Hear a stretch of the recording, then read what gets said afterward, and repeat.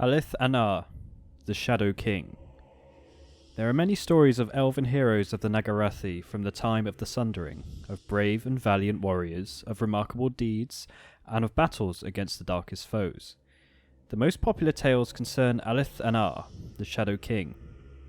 Alith Anar's adventures are shared throughout the courts of the Azur, each a tale of courageous defiance against Malekith and the Druki.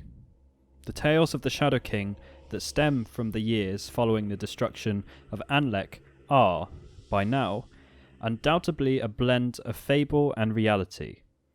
It is impossible to say for which are true and which are invention, for the Nagarathi are understandably secretive about their history since the Sundering. The greatest hero of the Nagarathi was Alith Anar, the Shadow King, a son of one of Nagarathi's noblest households. His family immediately joined the fight to protect the true Phoenix King, and many loyal Nagarathi rallied to join him. At the Battle of Dark Fen, the loyal Nagarathi stood before the mighty hosts of the Dark Elves. One of the first battles of Malekith's rebellion, the loyal elves were outnumbered 3-1, and their foe were battle-hardened and cruel.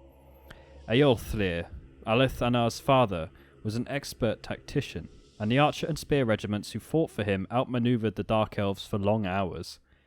Hundreds of Dark Elves died crossing the fen, black-fletched arrows claiming their lives, before the battle lines met. Crazed Dark Elf warriors tore into Eolthir's regiments, but even then it seemed that the loyal elves could prevail. With his household at his side, Eolthir held firm. The proud banner of the Anars fluttered just a moment longer before it was crushed beneath the immense bulk of the Dark Elf general's black dragon. As Eolthir was savaged by the mighty beast, a ripple of panic spread through the elf army. As he fell to the ground, blood bubbling between his lips, Eolthir cried a warning to his son, Alith, flee.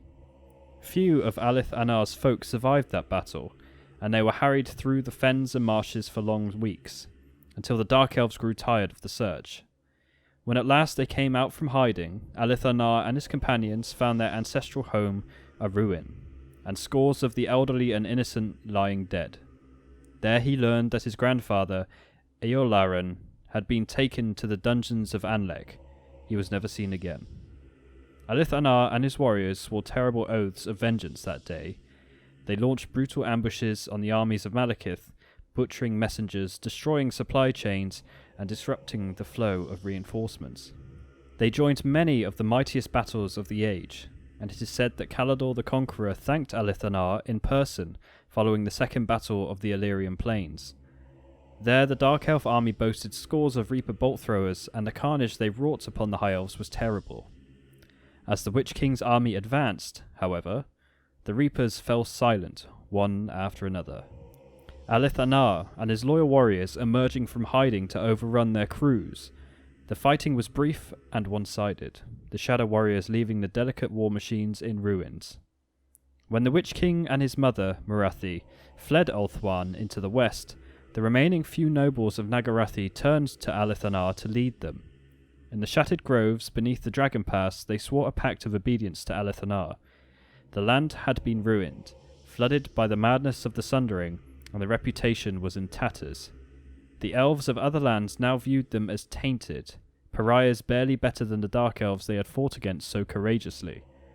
That night, each elf from Nagarathi's great families took an oath of blood that they would not rest until they had destroyed Malekith and all of his followers.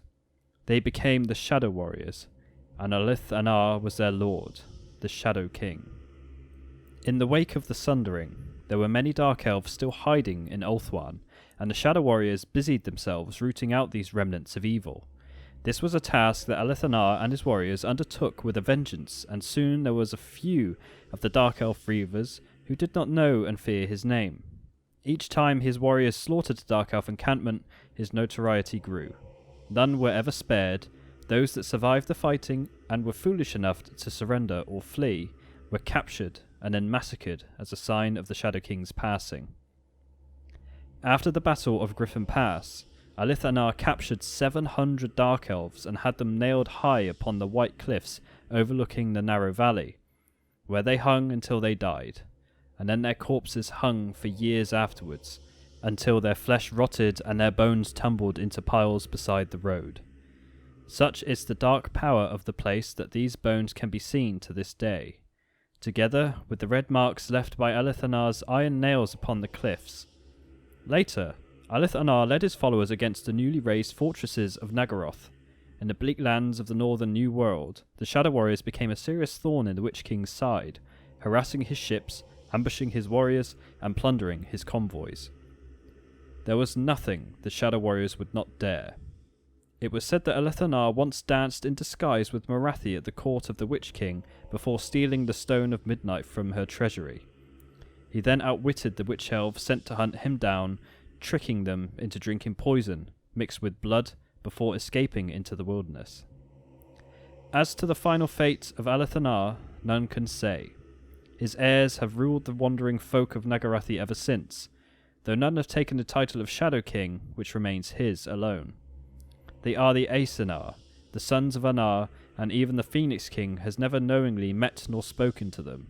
These grim scions of the Shadow King still fight their eternal war against the Witch King and his followers, true to the oaths that their ancestors swore thousands of years ago.